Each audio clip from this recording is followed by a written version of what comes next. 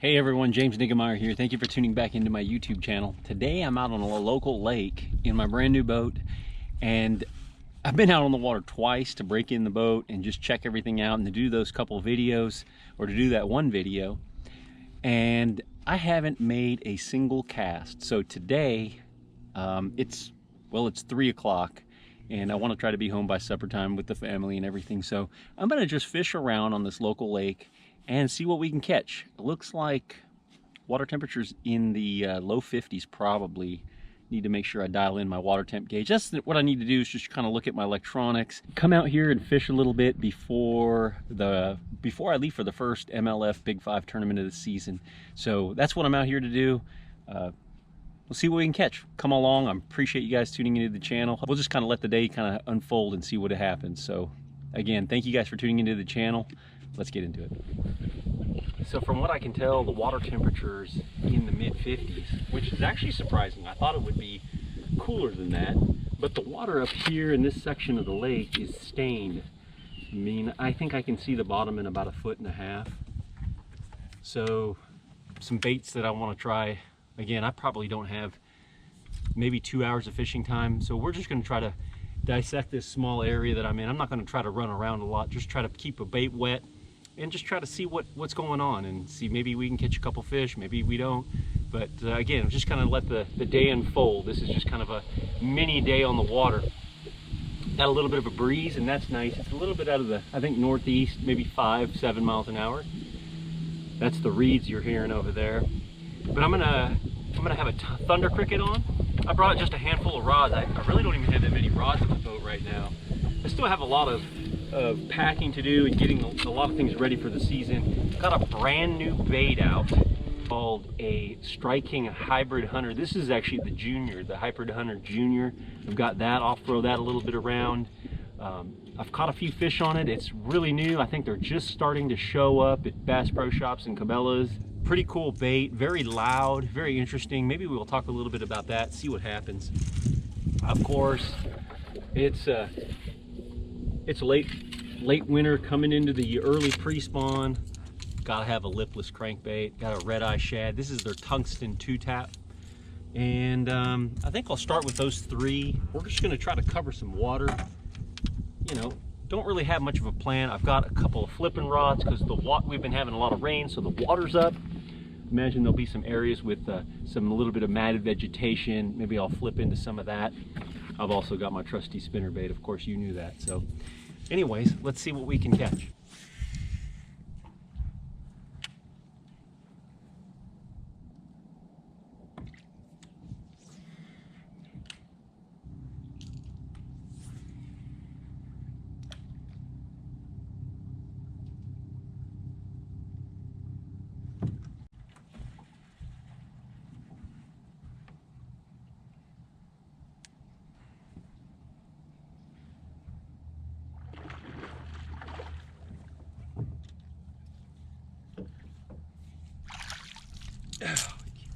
On the red-eye shad. Look at that one. Tungsten 2-tap, red-eye shad action right there. He had it wedged crossways in his mouth, and when I swung it, it popped out. But maybe we'll put that one in the live well for now. Might be another one over there. Probably drop the power poles here right quick. But that's a nice way to start. I can't believe we hit pay dirt so quick. So that was pretty cool. It looks like there's a lay down log over there, some sort of a, I've fished over here before, so I kind of know, but I also can see it. It's just barely sticking out, and I just kind of reeled it over the top of it. He ticked it like a worm, and oh, he's got it. So cool. Success. Hold on a second. I just realized that's the first fish I've ever caught out of the boat. First fish out of my brand new 2021 Ranger. Whew, that didn't take long. That's great. Pretty cool to get one in the boat. Now we got one in the live well. Things are on the right track.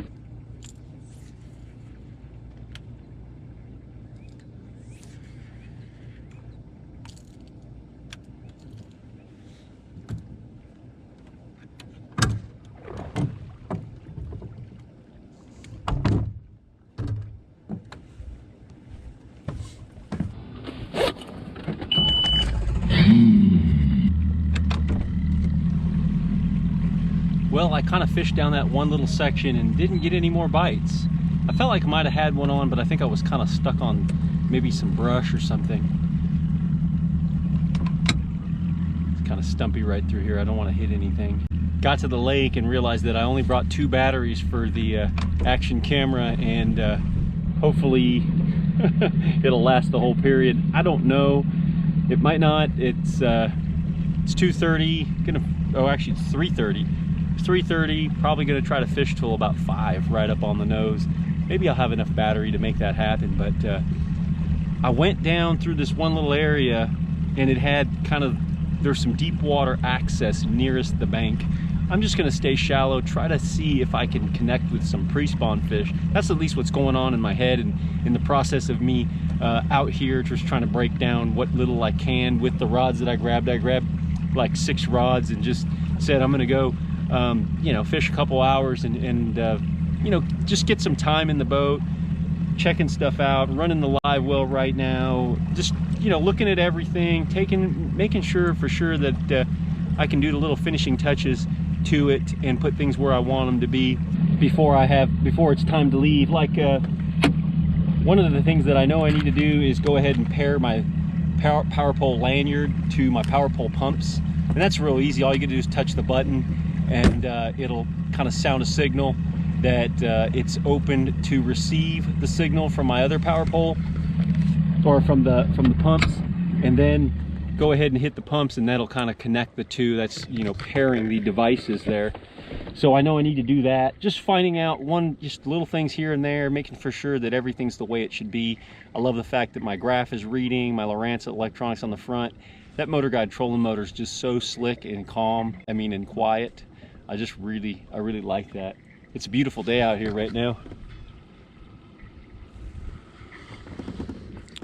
Right up here there's some reeds and stuff, and there's some sort of bank grass that kind of grows off the bank, and it's kind of flat right through here, but the creek channel kind of wraps around this corner here, and we'll get some deep water areas here. But I thought I'd try these little flats here with you know, with my lipless, also the bladed jig, the Thunder Cricket. So that's my thought process. Let's see if we can connect with another one here.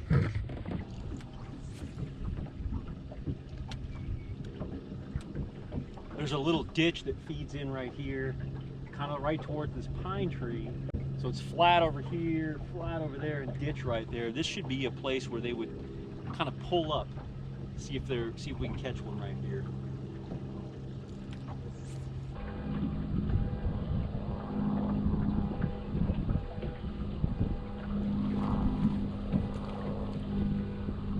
Got some look like some decaying grass right there.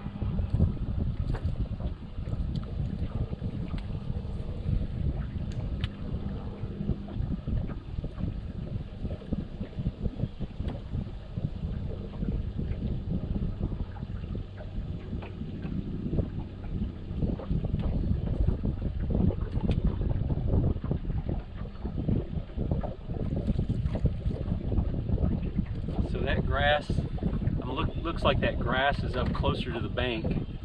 Been kind of fishing out because, you know, I'm thinking a little bit more staging area, maybe some fish pulling in, but the grass is up there shallow, so I'm gonna start to fish shallower here.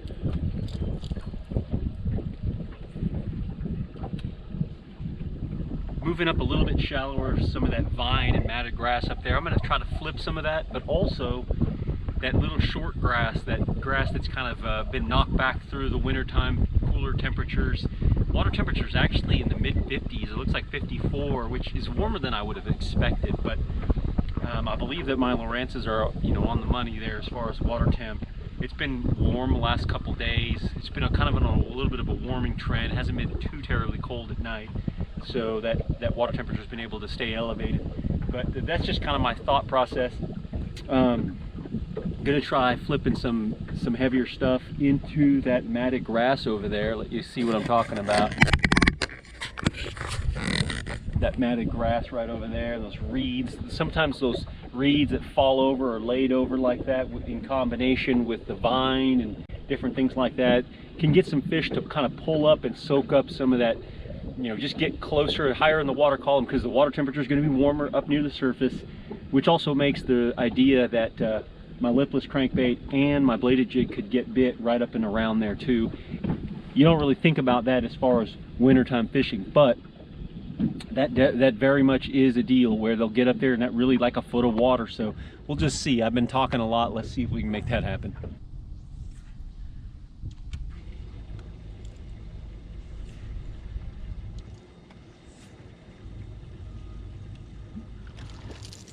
Oh, I just ate it right by the boat.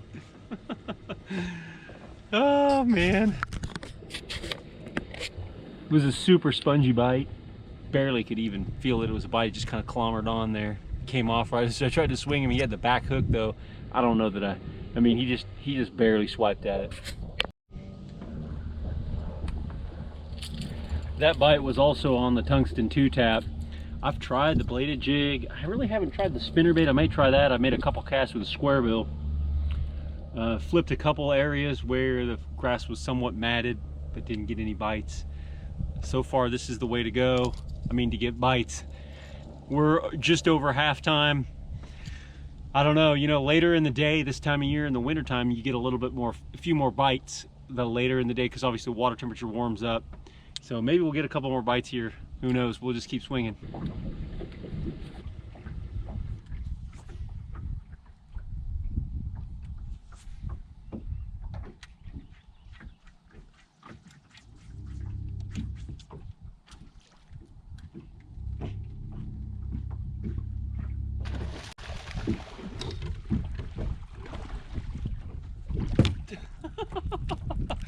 You believe that?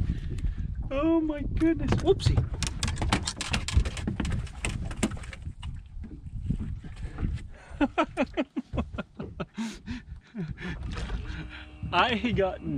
I threw it by that dock, got hung up on the dock. I'm just being transparent with you. Popped it off. I was catching up to the slack. It came towards me, hit the water, catching up to the slack. It sunk to the bottom, picked it up. This dude had it and was swimming off with it. That was awesome. Unbelievable. The old thunder cricket. I'm gonna put him in the live well too. We might have a 4-way grip and grin or something like that. Real quick, what I've seen in this little pocket over here is more than on the other side. There is little clumps of grass. They're kind of a little bit of a nondescript grass. I'm not even quite sure what it was. If I asked Greg Hackney, he'd probably be able to tell me, but he's like amazing at identification of grass. I see there's some water on my camera here. Let me get that off. So anyways, that was too cool for school. I mean, it hit the side of the dock, got hung up. I'm popping it off. I don't know if the camera will catch that. Comes off, hits the water, sinks to the bottom. I'm reeling up, lift up, and one's got it. I mean, I'm sure it's probably happened to me once throughout my life, but it's been a really long time. And generally that kind of behavior is when the fish are very active. And I don't know that they really are. Met a guy at the ramp and he said he'd been here from 9:30 to when I got there, which was right at 3, like 2:45, whatever. And he said that he'd only had 2 fish all day. And so and he was, you know, he was a bass fisherman, targeted bass fisherman. He caught 2 of them on a drop shot and said it was tough. So I'm excited. I've got 3, and well, and I lost a 4th one over there on the lipless little guy. It wasn't a keeper, but an hour and 40 minutes. I'm liking that.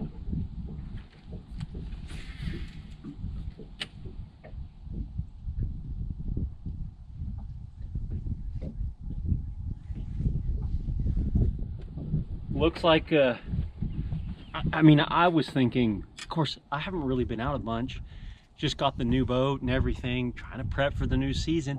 But I was thinking, obviously there's probably some really early pre-spawners, but I was thinking more wintertime stuff. Maybe these fish are moving up. This could be just the very first leading edge of some fish that are pre-spawn. You know, it's always great, you get out here and you have these ideas of what you think might be, and you come out here, and then when you can connect with the bass and then find out that maybe you need to adjust your heading in as far as what they're actually doing out here. That's just all part of it. I enjoy that a lot. Enjoy getting a better understanding what the fish are doing.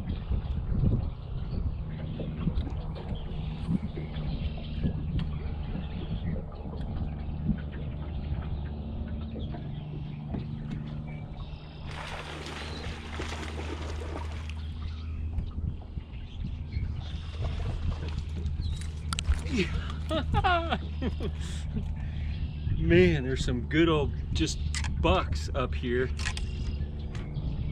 eating that bladed jig, that thunder cricket, Strike King thunder cricket, right down in the gullet. He came off that little seawall, put the power poles down. Gosh, I can't get that out. I'm gonna need pliers. They've got those owner hooks in these, and man, look at that. Beautiful fish. Put her back. I actually don't think they're, I said her, but I don't think they're hers. I think these are bucks that are just moving up. Some of the first ones to come up here and set up shop.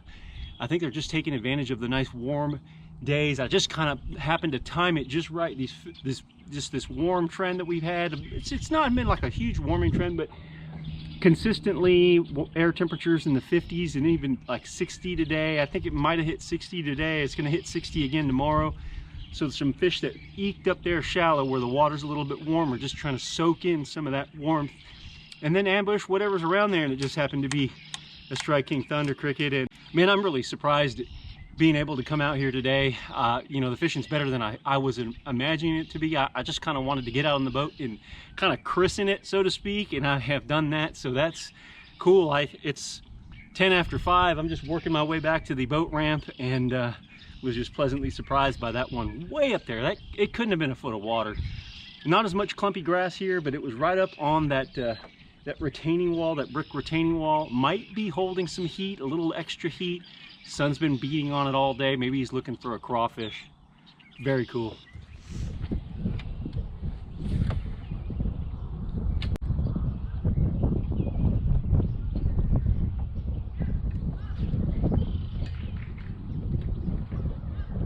This is a good one.